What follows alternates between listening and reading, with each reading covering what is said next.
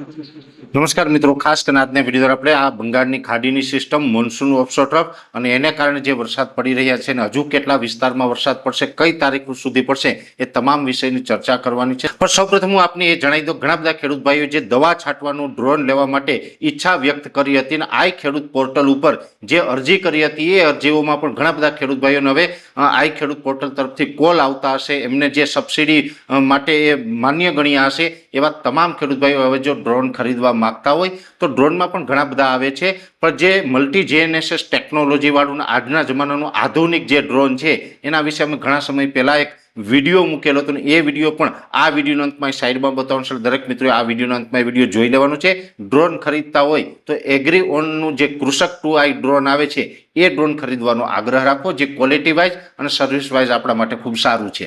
હવે જે વાત કરવાની છે વરસાદની, આમ જોવા જઈએ તો મોન્સૂન ઓફશોર ટ્રફ પણ સક્રિય છે, એ સાથે જે બંગાળની ખાડીની જે સિસ્ટમ આવી એ સિસ્ટમ આમ તો ડિપ્રેશન સુધી મહારાષ્ટ્રમાં પહોંચી, ગુજરાતમાં આવીને એક વખત ડિપ્રેશન હતી, પણ ત્યાર પછી ગઈકાલથી સિસ્ટમ ધીમે ધીમે નબળી પડવાનું ચાલુ થયું છે। આજે વહેલી સવારે એ સિસ્ટમ નબળી પડીને વેલમાર્ક લો પ્રેશરમાં પરિવર્તિત થઈ હતી અને અત્યારે અમારું લાસ્ટ પ્રિડિક્શન છે ત્યાં સુધી એ સિસ્ટમ હવે વેલમાર્ક લો પ્રેશરથી પણ નબળું પડી અને લો પ્રેશર બની ચૂકી છે।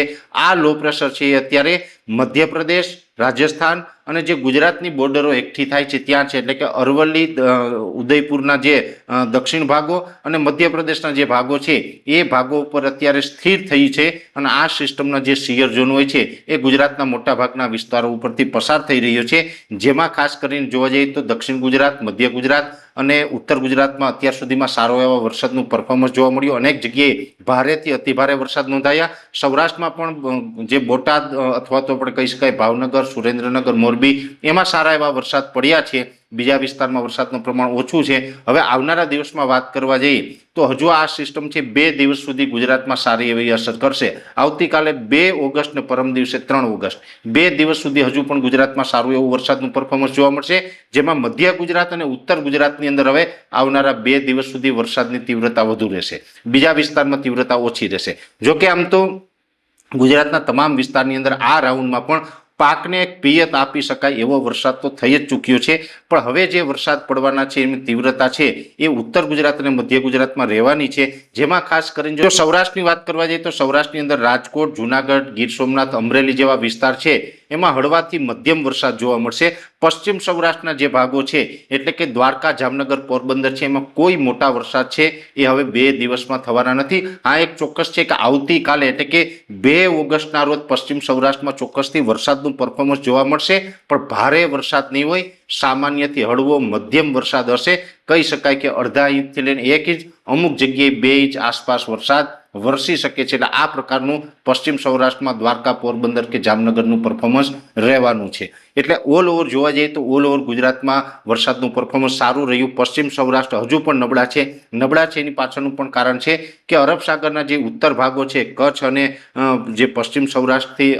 પશ્ચિમના જે વિસ્તારો છે એટલે કે પાકિસ્તાન બોર્ડરે આવેલા વિસ્તારો છે એ સમુદ્રી જે પવનો છે એ ગરમ પવનોને કારણે સિસ્ટમ છે એ બાજુ નથી પહોંચી રહી અને જેને કારણે આ વિસ્તારો છે હજુ પણ નબળા રહ્યા છે અને આવતીકાલે 2 તારીખ અને પરમ દિવસે 3 તારીખે થોડું ઘણું વરસાદનું પરફોર્મન્સ ત્યાં જોવા મળશે। બાકી કચ્છ હોય, ઉત્તર ગુજરાત હોય, મધ્ય ગુજરાત હોય, દક્ષિણ ગુજરાત હોય, સૌરાષ્ટ્રના બીજા વિસ્તારો હોય, તમામ વિસ્તારમાં અત્યાર સુધીમાં વરસાદનું પરફોર્મન્સ સારું છે। આવતીકાલે 2 તારીખ અને પરમ દિવસે 3 તારીખ એમ 2 દિવસ સુધી હજુ વરસાદનું પરફોર્મન્સ સારું રહેશે। 4 તારીખથી આ સિસ્ટમ છે આપણે ધીમે ધીમે દૂર જશે, એટલે 4 અને 5 તારીખે પછી હળવા સામાન્ય મધ્યમથી છૂટાછવાયા ઝાપટાઓ અને હળવા વરસાદનું પરફોર્મન્સ 4 અને 5 તારીખે જોવા મળે અને તે પછીથી આપણું વાતાવરણ છે એ સંપૂર્ણ ખુલ્લું થાય। પછી નવી સિસ્ટમ ક્યારે આવશે અને ક્યારથી જ બીજો નવો રાઉન્ડ આવશે એ નેક્સ્ટ વિડીયોમાં માહિતી આપવામાં આવશે।